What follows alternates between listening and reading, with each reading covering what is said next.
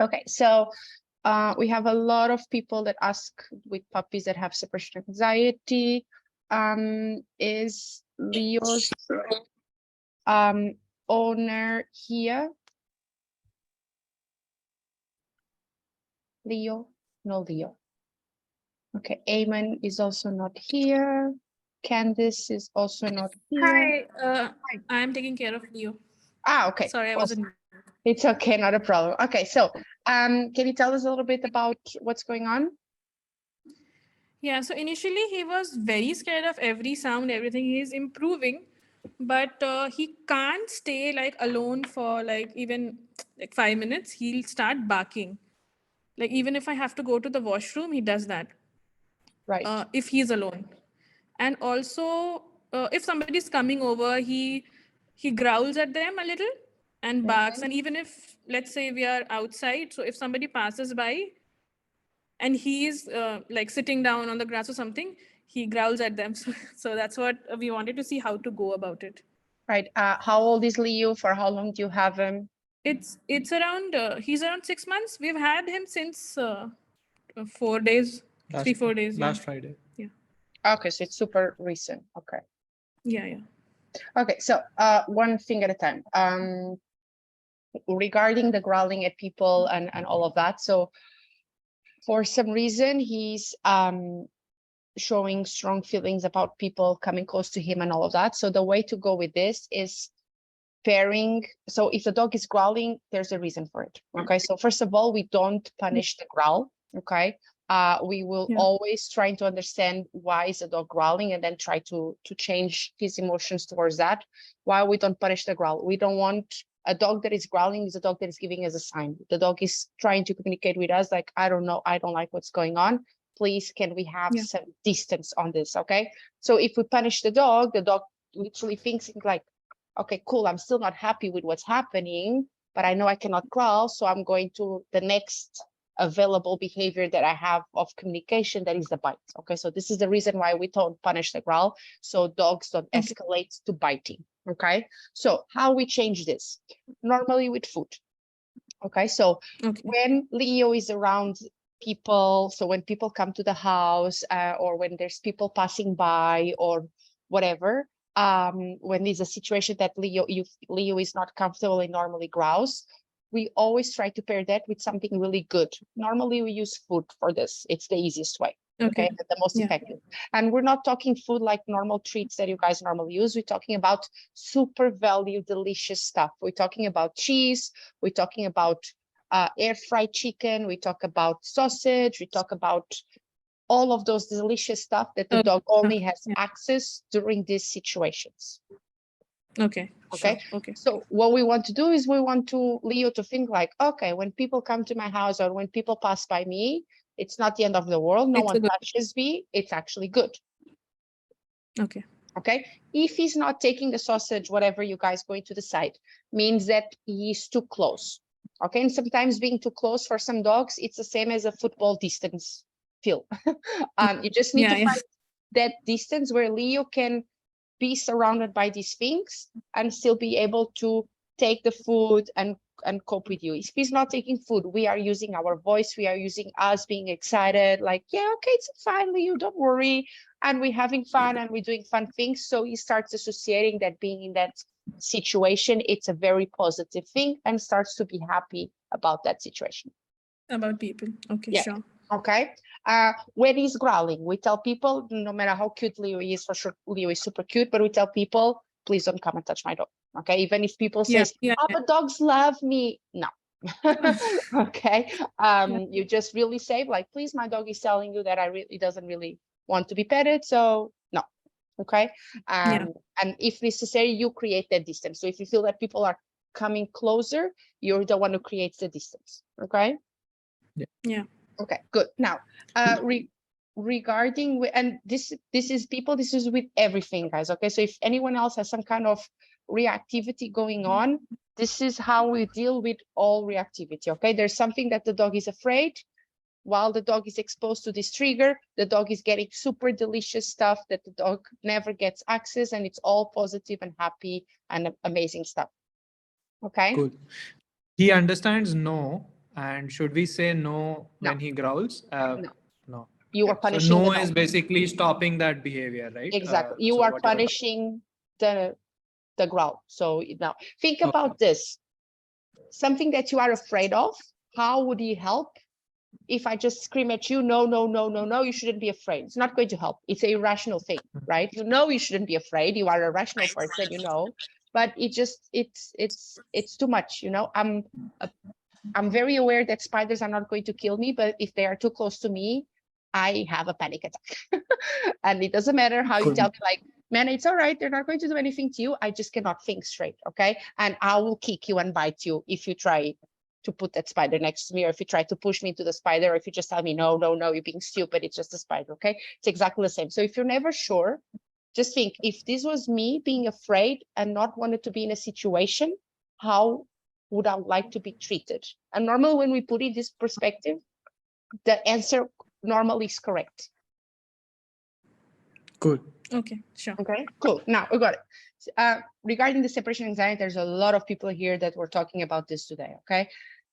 Separation anxiety, a lot of dogs has it, okay? And a lot of them, we make it worse. So true separation anxiety is really, really hard to fix, okay? I'm not going to lie here. And sometimes there's the need of medication for it. There is a book on the group that I'll put again the link. It's a book that everyone that has a dog that he thinks is suffering from separation anxiety, you guys need to read that book. That book is a step-by-step on what to do to get your dog over separation anxiety, or at least to make it better. Okay, I'll post it. I'll put the link again of the book. What is the idea of separation anxiety? The dog is having a panic attack that is going to be left alone. Okay, so you have different ways to do it. You can either take away, confuse the dog. So let's say, for example, that the dog starts to panic as soon as you put the shoes on. You put the shoes on and you go watch TV, or you put the shoes on and you go drink your coffee. So the dog gets confused, like, oh my God, he put the shoes, that means he's leaving.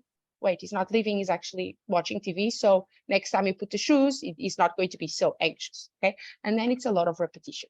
Then is going in and out of the house a couple of times, just for small periods of time, without making a big fuss. So the way we behave, it's super important as well, okay? You need to get out of the house without making a big fuss. The dog is already stressed that you guys are leaving. If you're telling like, oh my God, Mama, I'm going to miss you, please be, it's fine, it's just half an hour, the stress level of the dog is just like whoop, through the roof straight away, okay? So we just leave. We don't sneakily leave, okay? So the dog also doesn't freak out like, oh my God, they're here and that they're not here anymore, but we just leave. We just like, bye. Okay, we don't make a big fuss. The same when we come back. And I know this is hard. Okay, I know this is hard. I needed to do this with Ginger. And I think one of the things that killed me the most was to ignore the little doggo when I arrived home from being away 8 hours from her. You need to ignore the dog, okay? Because the dog is in that anxious, like, oh my God, they're back. Oh my God, oh my God, oh my God. And then you respond to that energy. You're literally telling your dog, this is the best part of your day. It's when I'm back. So the dog will be even more anxiously waiting for you to come back. So you need to we need to tell our dogs that when we're back, it's so boring. You shouldn't be waiting. Like, it's not the main event of the day. The main event of the day is when you're alone, because you get to do a lot of cool shit that you're never supposed to do when I'm here. Okay? We have Tu me diras l'autre fois, là. On va faire, ah, Java, moi. Vraiment. Non, ça, les, comment dire. On va pas caresser, ouais, moi, les femmes à la guys, cuisine. just let's mute you. Here we go. Other things to do as well. You can always pair, and this again depends a lot on the level of separation anxiety, okay? But majority of the cases just FOMO, it's just beginning, okay? It's not like true separation anxiety. It's those videos that you see on the internet that the dog ate the door in order to follow the owner, okay? Dogs that injure themselves in order to exit, that is really true separation anxiety, okay? So majority of the cases we see here, it's just FOMO. Just like, oh my God, mommy is leaving, stress, okay? So the other thing we can do as well is, again, pairing the dog being left alone with something that he never gets to see or do when we are here, okay? What is this? I particularly love a ball.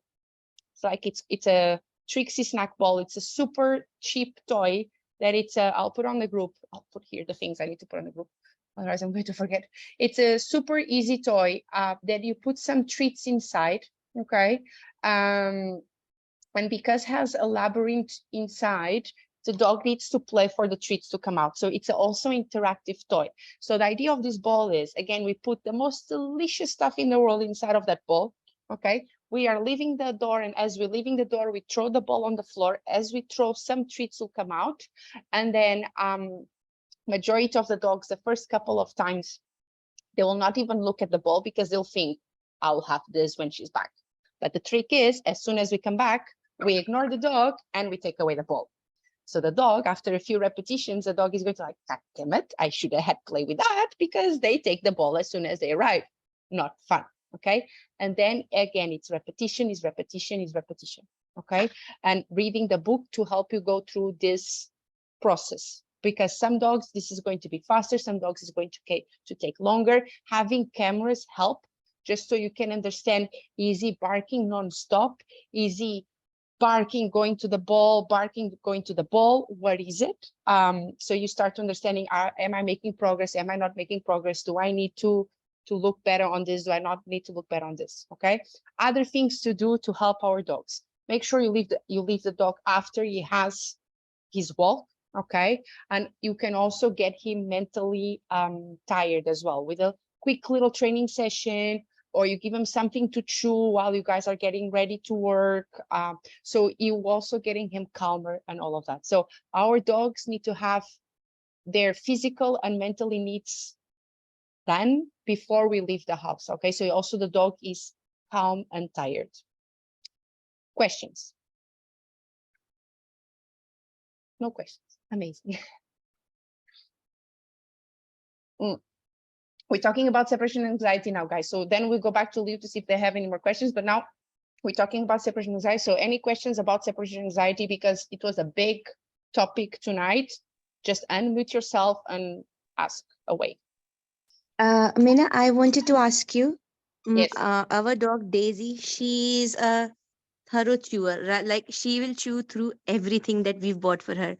Is there like a toy, the labyrinth ball that you said, she can just get all the treats out of it in 5 minutes? So we've tried different types of puzzle balls and puzzle things to hide treats also. Is there a, I just want to know if there is a non-destructive toy that she can chew, that she wouldn't, because some of them are too hard, then they become very rough around the edges, then Yeah. it just leads to bleeding gums for her, Yeah. because she's also teething. What is it? I just want to know if you have a toy. Does she eat the toys? She will chew them like destructively, and then she'll keep chewing them, and then they become very rough around the edges. Then that just ends up giving her bloody gums. Does she swallows the toy? She doesn't swallow. Okay, so if it doesn't swallow, this ball, you're not going to be able to, it's not going to become rough around the edges, because it's a very soft plastic. It's a very soft rubber. And you can also, what you can also do is, when she's not being supervised, you can give her toys that are plushies. So it's like the squeaky toys, but you can also heat treats inside. Okay.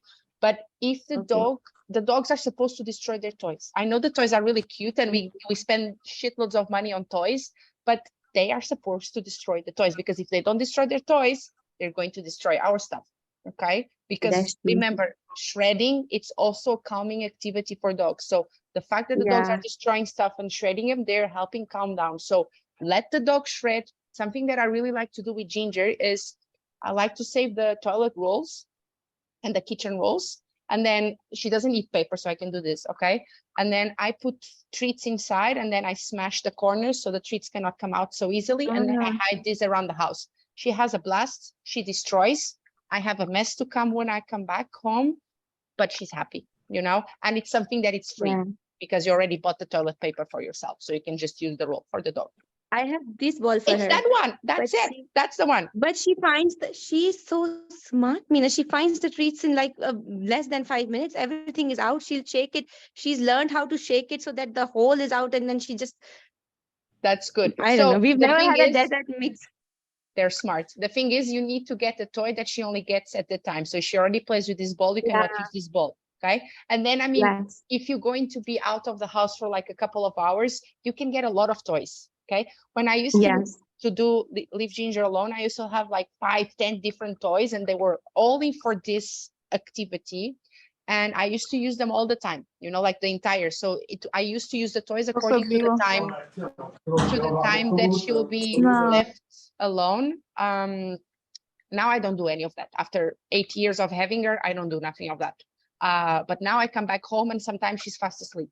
But I did this with this toy, religious, for 3 years. Even if I just needed to go put the trash outside, the toy would come out. 3 years that I did Got it. this, religious. Okay. You Okay. have another question? I'll go back to you in a minute. Any more questions regarding separation anxiety? No? Okay, good. Leo, Mom, any more questions from you before we go back to Daisy? I think we're good. We're Okay, good now. good. Awesome. Okay, since we are talking with Daisy already, let's just finish Daisy, because you also had questions that other people had. There was the nipping and the jumping and jumping Yes. with food and resource guarding, right? No, she doesn't have resource guarding. She's very non-fussy about it. The nibbling and the jumping is there. What we've been doing is, but it's not like the excitement is also there even if I just step out to throw garbage in the dustbin. So what we've been trying is that boiled chicken is her favorite, so we just have a little bit of boiled chicken breast in her hand, and then we do like this mini training session with her. We say sit, stay, down, stay, stand. Good. So then it just sort of gives her like that timeout. But I wanted to know if there's any other way, because when guests come, not everybody is as dog friendly as we are, and she's a very high jumper, so it takes us a minute to just get her away from them. So when guests arrive, what I normally do is I give something to chew to my dog. So a really delicious bone that, again, she doesn't get normally. So you need to get special things for special occasions. And so if Yes. I have a party, for example, I know she's going to get super excited. She's already munching on her bone by the time my friends come over. So by the time she's going to prefer the bone, or even if she goes say hello, she's like bone, and she goes back to the bone straight away. Again, chewing is going to help her calm her down. So by the time she's done, she's calm, she's chill, and she's just going to calmly greet my friends. Okay. The other thing as well is you do need to send these dogs to daycare. Yes. Okay. All of these nippy dogs that they nip and they bite for attention, they need to go to daycare. Just even if you have a dog park in your area, it's good to go to the dog park 100%, but the dog park, you end up meeting all the same dogs. In daycare, here in Dubai, it's the best way for you to get your dog with a very variety of dogs and dogs' personalities, that as soon as they go and do the little nip, give me attention, some dogs will tell them off.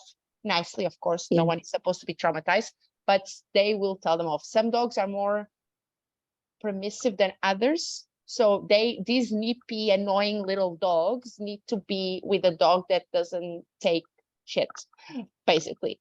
As soon as they come, the dog is like, no, not today, child. And that's what they need to do. And daycares are the best environment to do this. Okay, so big daycares. So daycares, they're like, for example, dog house, they have lots of dogs and they have lots of space. So that's a cool space for large dogs to go.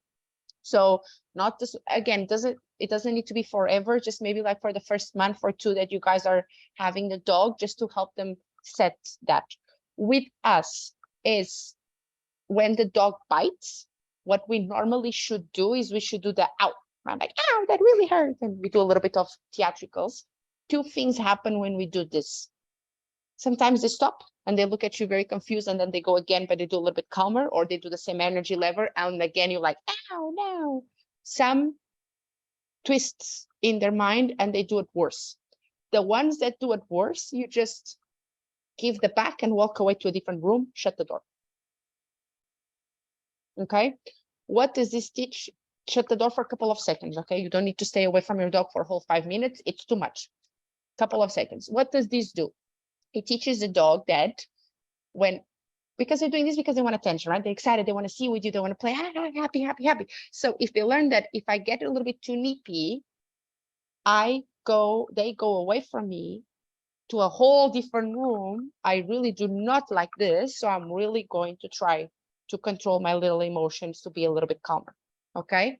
The other thing that you guys can do as well is practice impulse control games. So what is impulse control games is there is a really good video that, again, I'll put it on the group, that's called It's Your Choice, that this works wonders for the dogs that jump for food and they like to snatch food off our hands and everything. So if you practice this game, you will see that the dog gets calmer. So what the It's Your Choice game does, just literally teaches our dogs to think for themselves, and that calm is always the answer. Okay, because majority of these dogs, they learn that calm is not the answer. Being hyper is the answer. So the It's Your Choice game switches that dynamic into being calm is the answer. So you can guys start all playing this with the dogs. It's a really cool game to play. I'll put the link on of YouTube so you guys can see.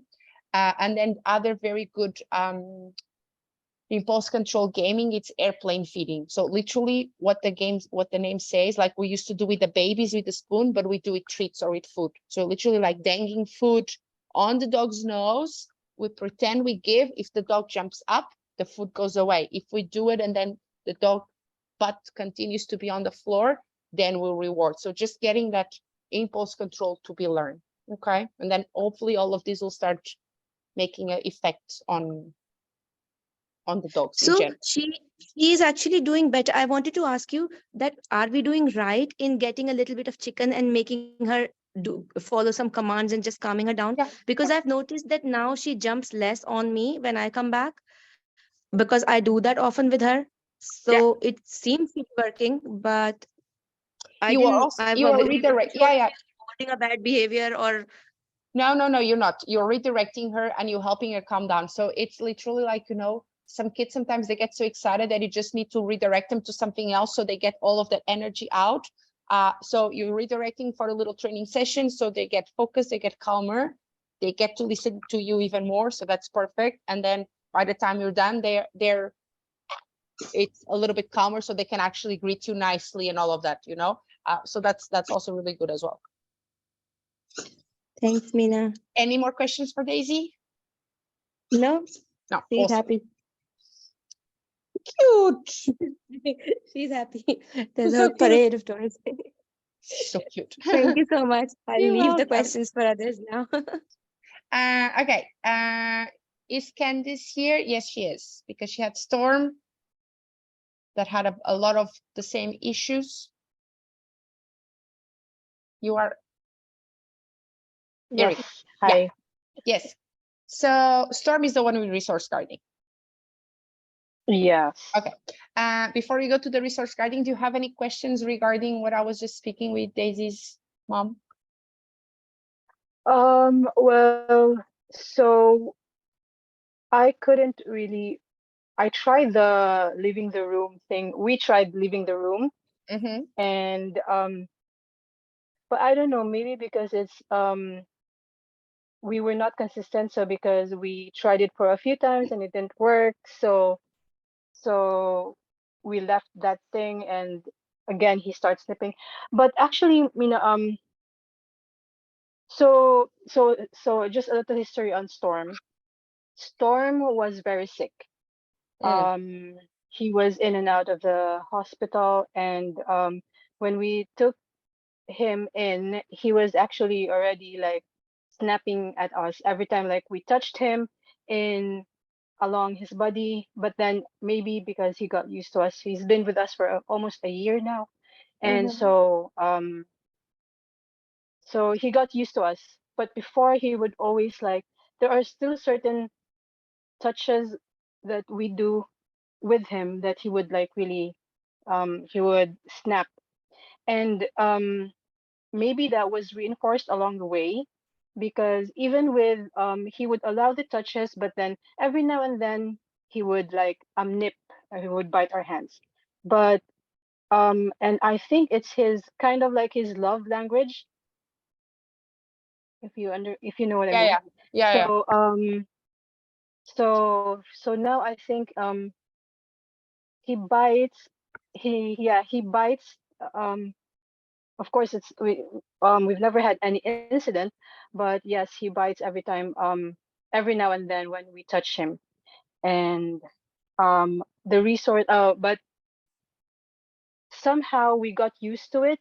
But it was just brought to my attention during 2 weekends ago when we were in the adoption event. And what's this? So yeah, he would jump, and people who would touch him, he would tend to like bite them. But of course, it was not they were not really strong bites, and but people who visited him would tend to get afraid. That's what the volunteers at the adoption event said. So, Okay. but yeah. Okay. So that could be most probably two reasons. Okay. I would like you, if you can one day to, or as soon as possible, to take a video of that and send it to me, if you can make it happen, because it could be that some dogs, when they play, they're grab our hands and they grab our arms and they use our arms and hands as a tug toy, if they were never learned not to do it. So, and some dogs that can look a little bit bad, but it's the way they do it. It's not a snap, it's a play. So if that is it, we just need to teach them to stop doing that, and that's not okay to do it. If it's indeed a snap and a warning bite, get away from me, we need to work with that. Okay. And that could be the reason, as you said, most probably the reason is because he, as you said, he was a very sick dog. So for sure he was very handled and he was very touched everywhere. So, or either it's parts that still hurt or are a little bit still sore, or it's just the memory and the association of being touched there. It's a painful event for him. Okay. So if this is the situation, we again, like, I don't know if you're here when we're talking about Leo, we need to teach him that when he's being touched there, it's not a bad thing. It's actually something pleasant. So let's say, for example, that he doesn't like being touched, let's say, on the back leg. So we're just putting our hand on the back leg and feeding him chicken. Then when he's really okay with that, we start touching a little bit, stroking the back leg, more chicken. So you just slowly evolve that until you can suddenly touch him. Regarding the resource guarding, but again, send me the video on that just to see what is it. Okay, is it play or is it like get away from me because I'm really not happy with that. And I understand that you guys are okay with that because you already know him and you are okay with that. But even if the intent of you guys is to keep him and to adopt him, then he will know how to do that with everyone else if it's a play situation. Okay. And as you said, not everyone is okay with that. And he also one day he might try to do that with the kids, and kids are so easily hurt by dogs because they have such a fragile skin. So definitely we need to making him okay being touched, or at least not being so snappy. Okay, send me the video when you can regarding that. Now, regarding the resource guarding, again, resource guarding, this all comes into fear. So when we're working with fear behavior, it all comes to, we have the trigger that makes the dog being afraid. We're going to change this and make the dog actually be excited about the situation. Okay, so let's say, for example, that Storm is okay with you approaching the football. We just stop there and we feed more food on, put more food on the football, just throw it. If Storm is okay with you, she's not even okay with that. If you can't even pass by, you create distance. Storm is here eating, you pass by, toss a treat, go away. So he starts to understand that it's not a bad thing. Nothing is going to be taken away. When they come close, it's actually a good thing. Okay. Growling normally, growling and snapping are orange signals already, are on the yellow line. Okay, so this, when dogs do growling and snarling and snapping, there's a lot of things that we already missed that the dog tried to tell us. Okay, and this normally is the things that we want to work with the dog, because this is, it's this is where the dog is more likely to work with us and more likely to change the behavior and the emotions. Okay, what are these things? Is freezing. You are just approaching and he freezes. Okay, or let's say, for example, he's eating and you pass by or you just close and he stops, freezes, and then looks at you in the side, like almost looks you like a side eye, right? That side look is already telling him like, that's enough now, that's close enough, you know. If you feel that he starts eating faster, so like for example, you approach and you feel that he starts eating much faster, that's also a sign already that whatever it's happening is already too much. So we need to identify this green lights and work on these green lights, because when the dog is growling already, we already missed a lot of warnings. Okay, so ideally we want to work with our dogs on these green lights. Okay, any questions? Yeah, so initially, so Storm was sick and he was really thin, and Yeah. the problem was something to do with his stomach. So and he's a very picky eater. Okay. So initially, when we feed him and he doesn't like his food, we had to, like, because we realized that he resource guards. So we give him his food, he doesn't eat it, we walk away, he walks away from his bowl, we go back, we approach his bowl, and then he approaches it back, and then Right. because we want him to eat. So so yeah, Yeah, that that was made it worse. It's okay, we can yeah. fix it. But that made it worse. Yeah, I realize now. Yeah. So but he's healthy now. So That's good. so now we should work we should work on that. Yeah, those are really the signals that he's been giving us. He freezes, he gives Yeah. us a side eye, and he sometimes he eats faster because yeah, we wanted him to eat, so he Yeah. eats faster. So yeah. It's okay, you just need to start working on it now and it will change. Okay, All right. cool. Okay. Awesome. So Candice is done. Eamon is still not here. Kapil is not here as well. So now we go to Emma and Sushi. If you can, here you go. Hi, How are you? I'm good, thanks. Okay, so Sushi doesn't eat unless you're next to Sushi, correct? Yeah, Okay, what does Sushi eat right now? What is the food? he's having a mix of dry foods and wet foods.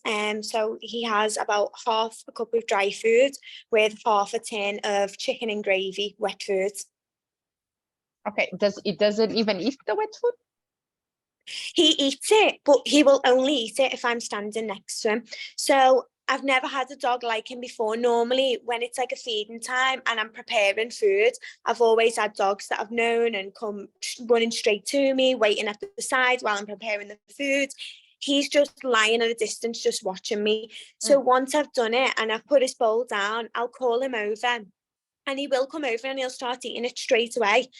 As soon as I move away from that bowl, or if I go to do something else, he'll just follow me. And then when I try and take him back to the bowl then to eat, he won't then go back to eat it. But if I stood next to him for the entire time, he'll eat the entire bowl of food. It's only if I leave him while he's eating, then he'll stop eating it and he won't go back to it. Okay, so you're going to try this. You can also, so dry food is not very appealing to dogs. Okay, it's not. So you can, you're already doing something good. It's mixing with the wet food. So what you can do is you can put some warm water into the food and make a mix. So the flavors of the wet food goes into the dry food and just becomes a little bit of a smooshy soup. Just makes it a little bit more appealing for dogs. Okay. Then you also have other options. If what I will tell you doesn't work, you have other options to feed our dogs in Dubai. You have home cooked food and you have raw food. Okay. All the three options are amazing options. Whatever you choose just needs to work for you and for Sushi. Okay. Me personally, with Ginger, before, the way I used to feed Ginger was I would fill up the food bowl. She would manage the dry food for the week. She was never like an amazing foodie. When I switch her to raw, now I need to find ways to slow her down, because she went from I don't really care about food to I love food. Food is awesome. So that could also be something to do into it. What I want you to try is for the next couple of days, you put the food down, you disappear. If it goes away, you take the food away. Okay. Okay, and you just try again for dinner. You put the food down, he eats, you walk away. If Sushi walks away as well, you just take the food bowl away. Okay, and no extra yummy, delicious food in case it doesn't finish the food. Okay, because we also have this tendency that dogs don't eat, and they're like, oh my God, dog's not eating. And we give the chicken, we bring all the delicious stuff. So the dog knows, like, if I don't eat this, the good stuff will come. So I'll stop trying to eat this, so the good stuff comes. Okay, so no better good stuff is coming if he doesn't eat his food. And worst case scenario, dogs can fast for 24 hours, no food at all. Worst case scenario, and there's a lot of pet nutritionists that actually believe that we should fast our dogs once a week to do a cleanse. Okay, so worst case scenario, if he doesn't eat at all for a full day, it's not the end of the world. Okay, unless he's the kind of dog that if he doesn't eat, he vomits. So some dogs, they do the hunger puke, so they puke like a greenish yellowish liquid. That means that we cannot fast a dog because he doesn't cope very well with that. But try to do this for 2 days and see how he responds to that. Okay, if he still walks away from the food, whatever, you can also try, maybe you're feeding him too much. I'm currently taking care of a friend's dog that if we put a lot of the real portion that says on the package for his age and his weight, he nibbles on the food and then walks away, like he couldn't care less. But if I reduce the food 75 to only 75% on what he should be eating, he eats everything, no problem at all. So it could also be that. So I want you to try all of this. If it still doesn't work, just maybe go for a trial of the raw food. Okay. Perfect. If say I do this in the morning for breakfast and then he doesn't eat the breakfast, so I've taken it away and then I'm leaving for work and I've been doing what you said before with the ball, with the treats and things like that when I'm leaving him, will I still leave the ball with the treats and everything, even if he's not in the breakfast? Yeah, 100%. Okay, guys, I'm just going, Zoom is kicking me out in less than a minute. I'm just going to stop this call and send a new link for whoever needs it. Okay, so I'll be sending a new link in 2 seconds. Okay, so I'll just end this call quickly.